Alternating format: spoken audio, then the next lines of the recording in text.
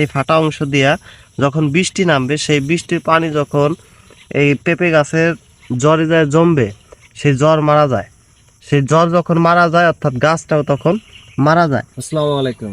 আমরা অল্প বা বেশি পরিসরে যারা পেঁপে গাছ লাগাই, মূলত পেঁপে আমরা কাঁচা থাকলে সবজি হিসাবে ব্যবহার করি, আর যখন পেঁপে পেকে যায় তখন আমরা ফল হিসাবে ব্যবহার করি।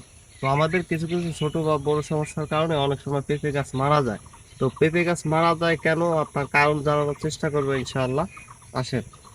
আমাদের দেশে যত ফল বা সবজির গাছ আছে, তার মধ্যে পেঁপে গাছ মূলত পানি সহ্য করতে পারে না। যে জমিতে রোদ পায় সেইখানে লাগাইতে হয়, যেখানে ছাওয়া বা পানিযুক্ত স্থান সেখানে কিন্তু পেঁপে গাছ কেউ লাগায় না, তার কারণ পেঁপে গাছ এখানে বাঁচে না।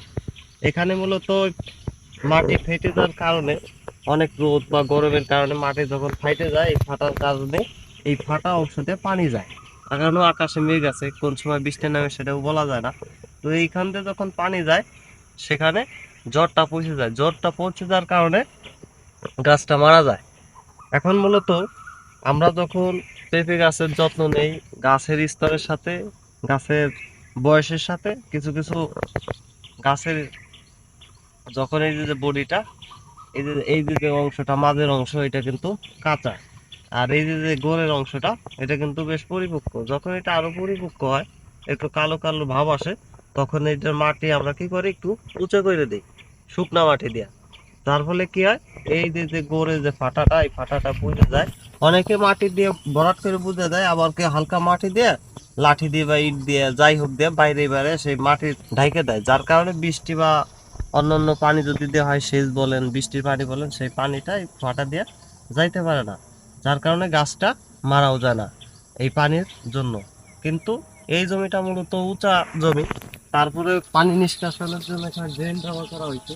সবাই পেঁপে গাছের গোড়ে উঁচা দেখবেন, তার কারণ কি, যারা পেঁপে গাছের গোড়ে পানি না বাঁধে। আর আপনারা যারা অল্প হোক বেশি হোক, আপনার বাড়ির পাশে অথবা আপনার প্রতি জমিতে যদি কোনো সময় পেঁপে গাছ লাগান, অবশ্যই এই ছোটোখাটো দিকগুলা বিবেচনা সবসময় করবেন এবং রাখবেন। বিশেষ করে নিচু অঞ্চলে যদি আপনি লাগাইতে চান, যেখানে পানি এই বাদে বা জোয়ানো থাকে, সেখানে আপনি অবশ্যই মাটির ব্যবস্থা, অর্থাৎ আপনি যে শেডে লাগাবেন সেই শেড সবসময় উঁচু করে দেবেন, যাতে সেখানে পানি না জমে। পানি জমলে কিন্তু আপনার গাছটা থাকবে না, গাছটা মারা যাবে।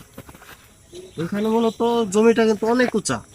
ওই যে জমিটা যেহেতু ঢাল, ওইটা অনেক নিচু ওই পাশে, আর এই পাশে অনেক জমি উঁচা।